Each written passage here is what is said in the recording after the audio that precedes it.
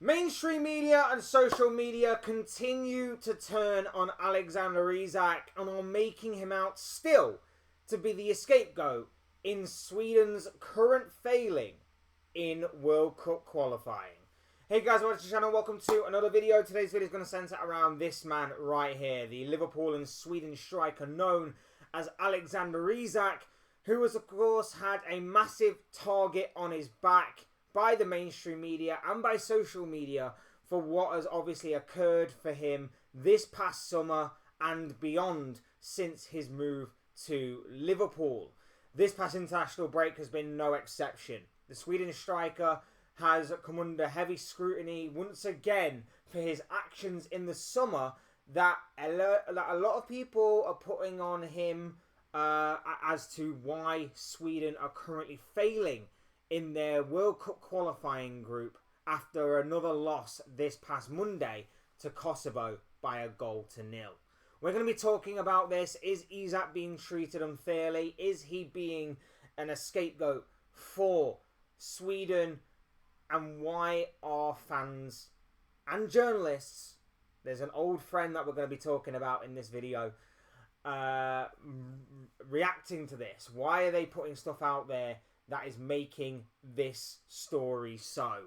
Before we get into all of that though, I would like to remind you all to please like the video and also subscribe if you are new. Both things will always and forever be greatly appreciated. And I also encourage you to get involved in the comment section down below. Use and abuse that section, people, and talk to me on this particular topic of interest. Let me know what you guys are thinking and feeling. Is Isak being treated unfairly? Do you think that he deserves it? Let me know what you guys are thinking and feeling down below. But without further ado, let's get on with the topic at hand. Let's go on with the conversation and let's talk Alexander Isak and the current situation with Sweden and Liverpool. Now, here's the thing that set it off. Let's just go right to the kill here. Let's just go right for the throat here. An old friend that we've been discussing a lot about these past few months, Luke Edwards, is back, clinging on to whatever last thread of relevancy and credibility that some people may claim he has. Not me in particularly, but this once again crept across my timeline. This absolute muppet who absolutely disgraced himself with his takes and with his way that he talked about and carried out the Alexander Isak saga this past summer.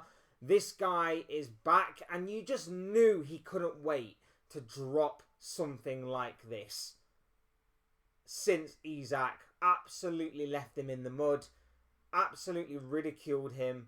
You just knew this guy couldn't wait to drop something like this, just in the case or chance that Alexander Isak's move to Liverpool initially didn't work out. He initially didn't hit the ground running. So he starts off with Alexander Isak struggles for club and country, highlight the dangers of strike action.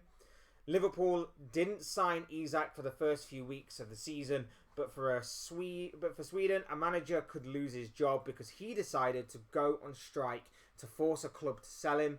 Vissa is injured. Going on strike is a huge risk and causes collateral damage. Read the piece below. So basically what he's doing there is that him and whatever minions of people that still somehow follow this guy, he's trying to rile them up, trying to make Isak the scapegoat for Sweden's failings in the World Cup qualifying stages so far. Last time I checked, Mr. Edwards, football was a team game. A team game. Not just a one-man game. If you want to go for a one-man game, go for tennis, go for golf, something like that. But football is a team game. And I'm not being funny, but there is another striker that Sweden have, Viktor Gyökeres. He did the same thing with Sporting.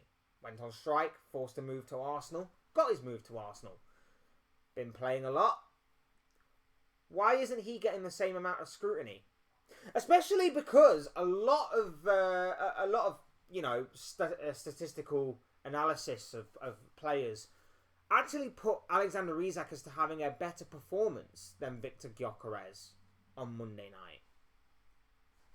I think in a couple of games or a couple of cameo appearances, should I say, that Isak has played, I think he's actually probably performed better than what Gyökeres has, for country at least. So, why are you making him out to be the scapegoat? It doesn't make any sense. Well, it does make sense. It does make sense. Because Isak was the one who left him in the mud. Isak was the one who took away any sort of relevance and credibility that this guy was so desperately clinging on to. This guy, Alexander Isak right here, took it away from Luke Edwards. So like I say, you just know that he was just hanging on to some sort of article like this, ready to drop it at the most opportune moment. And Sweden's defeat to Kosovo on Monday was that moment. For him to kind of pull his minions that still follow him back in. Because then it all spirals, doesn't it? It all grows, it all snowballs and gathers momentum. Because then you get people that follow him that go, you know what? He's right. It is all Alexander Isak's fault. Now, has Alexander Isak been great? Not really. There are still some teething problems. There are still some fitness issues. He's not been firing on all cylinders. That is very clear and obvious. I am not disputing or debating that. But what I am doing is saying that to base it all on one player is absolutely phenomenally stupid. Last time I checked, this was a team game. Last time I checked, Sweden also had another big money striker in Victor Gyökeres, who, you know, maybe if he was playing for a better team other than Sporting, with all due respect, in a better league other than Sporting, had he not had the kind of promises that was seemingly suggested to him, maybe he could have gone for more money than what he actually did eventually go for, which obviously may have put an even bigger target on Gyökeres' back. And I'm not saying that this scapegoating thing is right to do so, but what I am pointing out is the sheer stupidity of it. That Sweden also have 10 other players on that pitch at the same time that could have done something. And Gyökeres is one of them. Another big name, another big transfer fee. But why is Isak being made the poster boy here? Why? Has anyone actually taken into account that maybe it's not just Isak?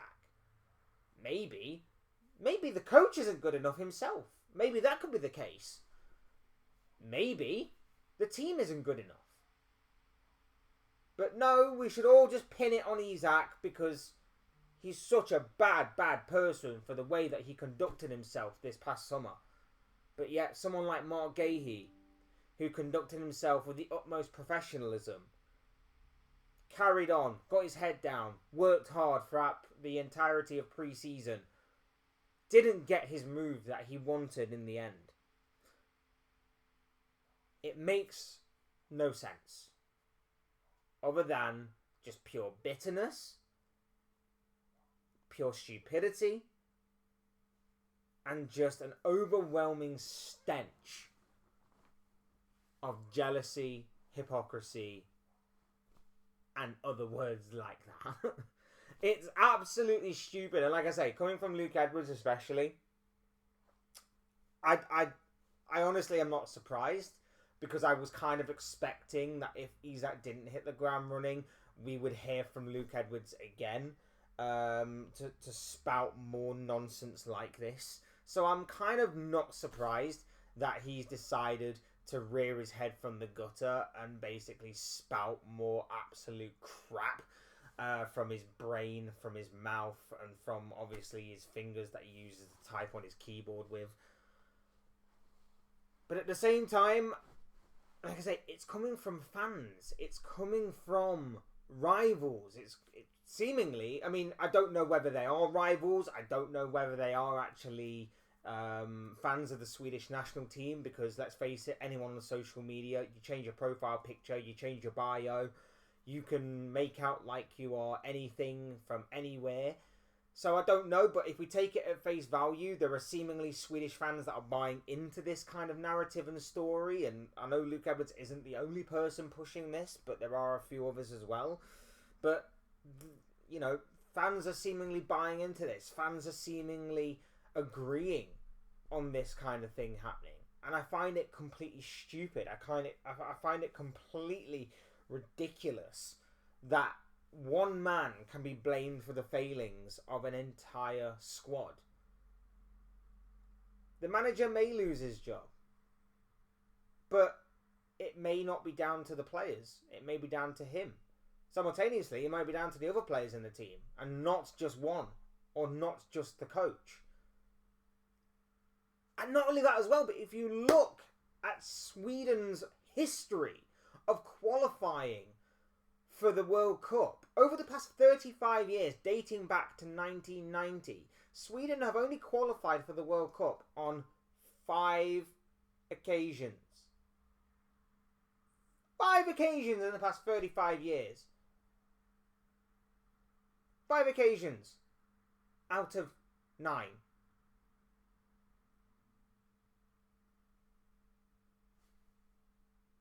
It shows to me that they're quite hit and miss. Shows to me that they are quite hit and miss, Sweden, anyway. Not got the best of teams, but not got the worst either. But there's a lot more to that Sweden team than just Isak. There's a lot more than just Gyökeres. There's a lot more there than meets the eye. But stuff like this obviously isn't helping.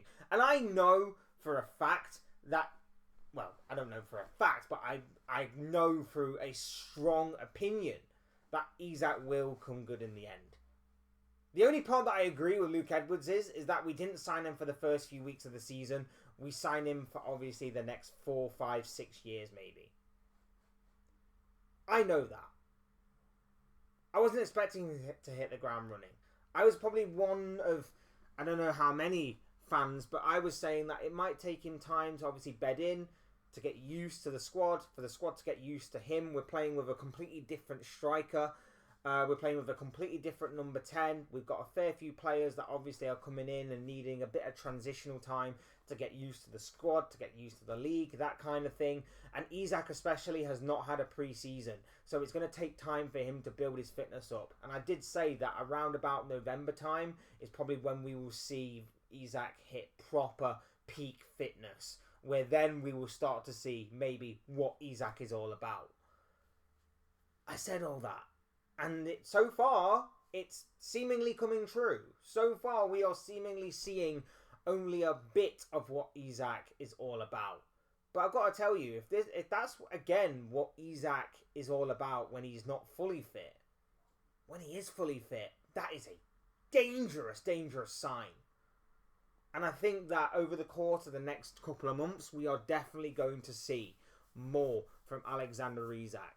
And we are definitely going to hopefully shut up some haters, some doubters, and some rival fans that are using him as a massive target for the media to constantly take shots at, for social media and mainstream media to take shots at in terms of him being a scapegoat for the Swedish national team.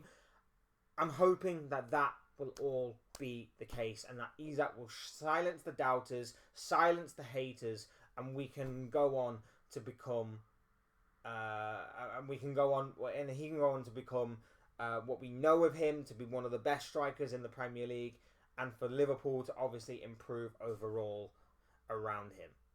That is the big hope. But for them to sit there and basically scapegoat him for their national team's failures in the World Cup qualifying stages is absolutely mind-blowing to me.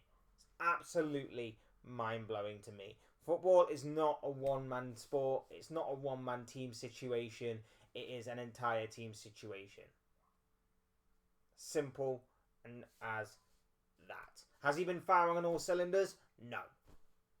Is that partly down to him obviously not having a pre-season? Yeah. But to say that that is the be-all and end-all pretty much as to why Sweden haven't obviously had a great qualifying round so far is just beyond stupid. And once again, I'll throw it up here. this man is at the centre of it all. This man is at the centre of it all. And there you have it. Those are just the thoughts, comments, opinions, predictions, feelings, whatever you want to call it, of this guy. I want to know what you guys are thinking and feeling. Let me know what you guys are saying about this topic at hand, this situation. Is Alexander Isak being treated unfairly by the mainstream and social media fans? Is he actually being treated fairly? Do you think he is the scapegoat for Sweden, or do you think it is unfair for it to boil down to just one particular person? Let me know what you guys are thinking and feeling down below in the comments section. Use and abuse that section, people. And also, as always, hit the like button on the way out if you enjoyed the video. Subscribe if you are new. Both things will always and forever be greatly appreciated. And of course, as always, I've been Fletch. This has been another Fletch Talks video.